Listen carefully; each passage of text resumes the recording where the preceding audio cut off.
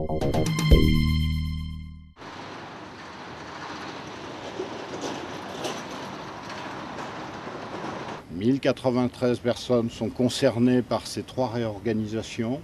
Je le répète, notre objectif c'est qu'il n'y ait aucun licenciement. Plus de la moitié d'entre eux seront concernés par des aménagements de fin de carrière permettant des départs avant la retraite.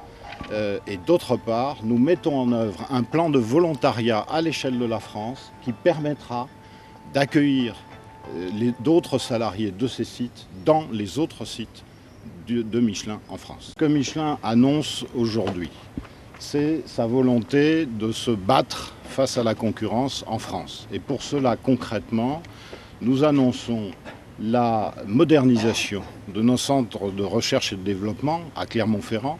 Nous y investirons dans les prochaines années plus de 100 millions d'euros. Et par ailleurs, nous annonçons la poursuite de la spécialisation de certains de nos sites industriels, ainsi que le regroupement de certaines activités semblables.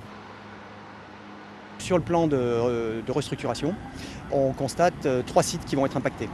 Alors un premier site qui se trouve à Joué-les-Tours, proche de Tours, un deuxième site qui se trouve à Mont-Solémine, et puis à notre grande surprise, le 3e site qui est l'usine de Lille, de Seclin-Lille, qui s'appelle Sodemeka.